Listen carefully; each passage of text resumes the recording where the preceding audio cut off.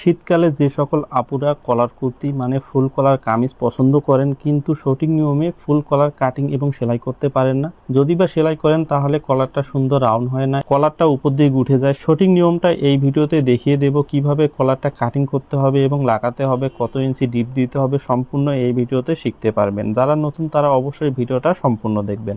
এখানে সামনা পেছন দুইটা পার্ট আছে। সর্বপ্রথম সামনের পার্টের ডিপটা দিতে হবে, সেজন্য উপর থেকে 3.5 ইঞ্চি এভাবে একটা মাপ দিতে হবে। এরপর এখানে গলার চওড়ার মাপটা দেবো, 3.5 ইঞ্চি গলার চওড়া দিয়ে এভাবে দাগটা দিয়ে একটা বক্স তৈরি করে নিয়ে হালকা রাউন্ড করে এটা কাটিং করতে হবে। হ্যাঁ, এরপর দাগে দাগে এটা কাটিং করে নিতে হবে। তো সামনা পার্টটা এভাবে কাটিং করে নেওয়ার পরে পেছনে 1/2 ইঞ্চির মতো এখানে ডাউন দিতে হবে। হ্যাঁ, এরপর লক্ষ্য করুন, এখন সামনা পার্টে আমাদের এখানে একটা পট্টি সেটিং করতে হবে। সেটার জন্য 1.5 ইঞ্চি চওড়া আমি বক্রমটা কাটিং করে মিডল সেন্টারে কাটিং করে নিয়েছি। তো এভাবে মাঝখানে দিয়ে আগে একটা বন সেলাই দিয়ে নেব। বন সেলাই দেওয়ার পরে এটা আমাদের বক্রমের নিচ দিয়ে এখন সেলাই দিয়ে পাকা করতে হবে। যদি আপনি বক্রম না দেন, কাপড় দিয়েও এটা উল্টে নিতে পারেন, বক্রম দিলে ফিনিশিংটা সুন্দর হবে, এই আর কি। এরপর লক্ষ্য করুন, এটা মিডল সেন্টারে কাটিং করে নিতে হবে। কোনাটা সুন্দর করে কাটিং করে নিয়ে এটা এভাবে সুন্দর করে ভেতর পাশে দিয়ে একটা চাপ সেলাই বসিয়ে দিতে হবে। তো এভাবে আপনি কাপড় দিয়েও উল্টিয়ে নিতে পারেন, তারপরে অবশ্যই এখানে একটা চাপ সেলাই বসিয়ে দিবেন, তাহলে ফিনিশিংটা সুন্দর হবে। এতটুকু অংশ সেলাই করে নেওয়ার পরে আমাদের যে পট্টিটা লাগালাম সেটার বাইরের পাশে এখন আমাদের হাতের কাজ করে নিতে হবে। তো আমি এটা সুন্দর করে হাতের কাজ পরে করে নেব। এরপর এখানে লুপ সেটিং করতে হবে, সেজন্য উপরে 1 ইঞ্চি গ্যাপ রেখে 1/2 ইঞ্চি পরপর এভাবে আগে দাগ দিয়ে নেবেন। এভাবে সুন্দর করে দাগ দিয়ে এখানে আমাদের ছোট লুপ সেটিং করে নিতে হবে। তো লুপগুলো আগে আমি সুন্দর করে বানিয়ে নিয়েছি, সেটা আর আপনাদের দেখালাম না বানানো, সবাই বানাতে পারেন জানি। তো 2.5 ইঞ্চি চওড়া লুপটা কাটিং করে নিয়েছি। তারপরে এটা ডাবল ভাঁজ করে আমাদের এখানে গলার নিচে এটা সুন্দর করে বসিয়ে দিয়ে চাপ দিতে হবে। তো 1/2 ইঞ্চি পরপর যেহেতু দাগ দেওয়া আছে, 1/2 ইঞ্চি পরপর এভাবে লুপগুলো এখন সেটিং করতে হবে। লুপের মাথাগুলো এক সমান করে রাখতে হবে যাতে সমান বরাবর থাকে, দেখতে সুন্দর লাগে। তো এভাবে সবগুলা লুপে আমি এখন সেটিং করে নেব। তো এভাবে সেটিং করে নেওয়ার পরে অপর পাশে কিন্তু আমাদের কাপড়ের বোতাম লাগাতে হবে। তো এতটুকু অংশ সেলাই করে নেওয়ার পর লক্ষ্য করুন, আমার কিন্তু লুপগুলা সেলাই করা কমপ্লিট হয়ে গেল। এরপর লক্ষ্য করুন, ভেতরে যে লুপের বাড়তি কাপড়গুলো আছে সেগুলো কাটিং করে ফেলতে হবে। হ্যাঁ, এখন লক্ষ্য করুন, ভিতরে আমাদের একটা পট্টি লাগাতে হবে, কেননা পুরোটা এভাবে ফাড়া রাখা যাবে না, সেজন্য আমি একটা পট্টি পাকা করে নিলাম। নেওয়ার পরে এখানে আমাদের সেটিং করতে হবে। এভাবে গলার উপর থেকে 8 ইঞ্চিতে ধরে কোনা বরাবর একটা মাপ দিতে হবে। এই 8 ইঞ্চির নিচে যে মাপটা থাকবে ওর নিচে পট্টিটা আমাদের লাগিয়ে নিতে হবে। আপনি যদি এরকম নিত্য নতুন ডিজাইন কাটিং এবং সেলাই শিখতে চান, অবশ্যই আমাদের ফেসবুক পেজ বিডি দর্জি বাড়ি, সেখানে ফলো দিয়ে রাখবেন। আর যদি ইউটিউব থেকে দেখে থাকেন, অবশ্যই ইউটিউব চ্যানেলটি সাবস্ক্রাইব করে সাপোর্ট করবেন। ধন্যবাদ। তো এভাবে আমি লুপটা কিন্তু লাগিয়ে নিলাম।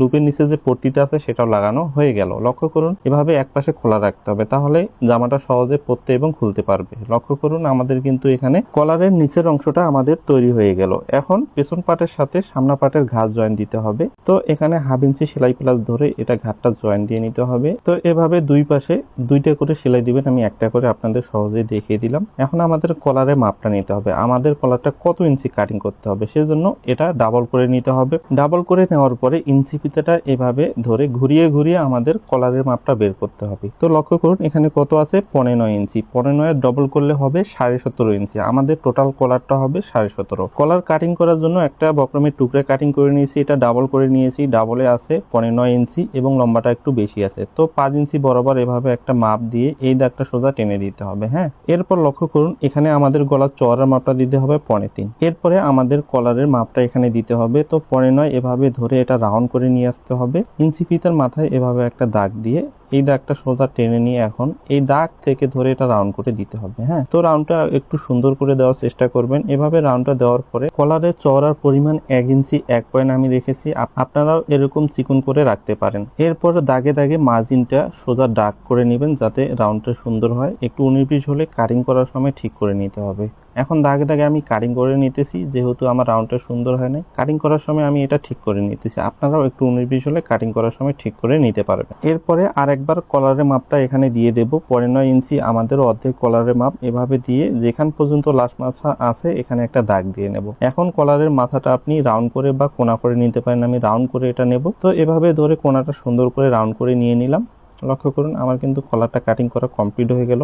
এখন সেম কালার কাপড়ের উপরে এটা কিন্তু বসিয়ে নিতে হবে। যেহেতু ফিউজিং পেপার পেস্টিং তাই আমি আয়রন দিয়ে বসিয়ে নিলাম। এখন আমাদের কলারটা আরেকটা কাপড় দিয়ে উল্টিয়ে নিতে হবে, সেজন্য কাপড়টা নিচে দিয়ে বক্রমের নিচ দিয়ে এখন আস্তে আস্তে সেলাইটা দিয়ে নেব। এভাবে সুন্দর করে সেলাইটা দিয়ে নেওয়ার পরে বাড়তি কাপড়গুলো কাটিং করে নিতে হবে। হ্যাঁ, তো বাড়তি কাপড়গুলো 2 সুত পরিমাণে রেখে এটা কাটিং করে নিতে হবে। ভেতরে যে কাপড়গুলো থাকবে এগুলো আবার কুচি কুচি করে কাটিং করে দিতে হবে। এরপর এটা উল্টিয়ে নিয়ে সুন্দর করে আয়রন দিয়ে নেব। তারপরে এখানে 1/2 ইঞ্চি পরিমাণে কাপড় রেখে বাড়তি কাপড়গুলো কাটিং করে ফেলে দিতে হবে। এরপর এটা ডাবল ভাঁজ করে নিয়ে মিডল সেন্টারে একটা কাট মার্ক করে নেব। হ্যাঁ, এরপরে বডির পার্টের সাথে কলারটা অ্যাটাচ করে নেব। তো কিভাবে কলারটা লাগাতে হবে লক্ষ্য করুন। পিছন পার্ট থেকে আমরা স্টার্ট করব, মানে মিডল সেন্টার থেকে। হ্যাঁ, তো উল্টো পাশে বডি পার্ট নিতে হবে, উল্টো পাশ থেকে সিধা পাশে আমাদের কলারটা নিয়ে আসতে হবে। তো মিডল সেন্টার থেকে এভাবে আমরা খটকায় খটকায় মিল রেখে সেলাইটা দিয়ে নেব।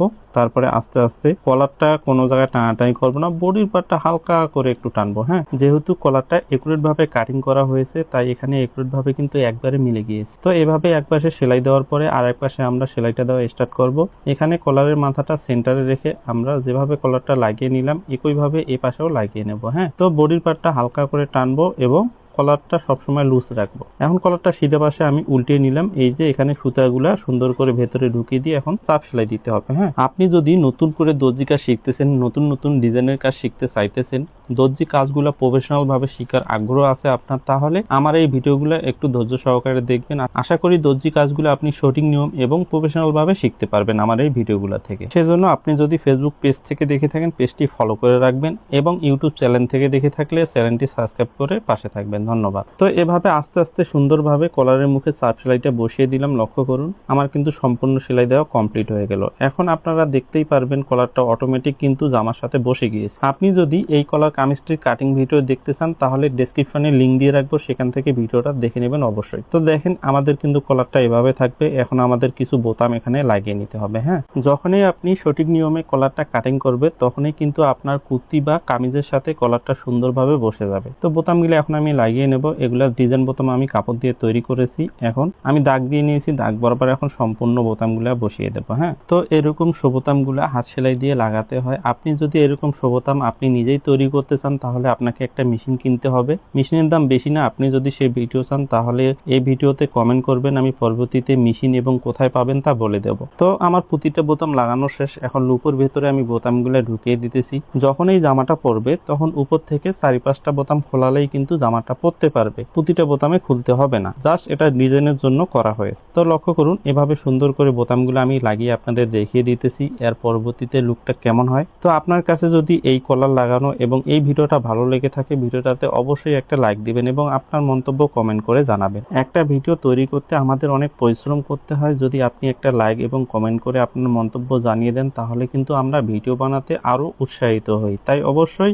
ভিডিও সম্পূর্ণ দেখে লাইক কমেন্ট করে যাবেন। আর আপনি যদি প্রফেশনাল ভাবে কলার কামিজ কাটিং ভিডিও দেখতে চান তাহলে ডেসক্রিপশনে অবশ্যই লিংক দেওয়া থাকবে, সেখানে দেখে নেবেন।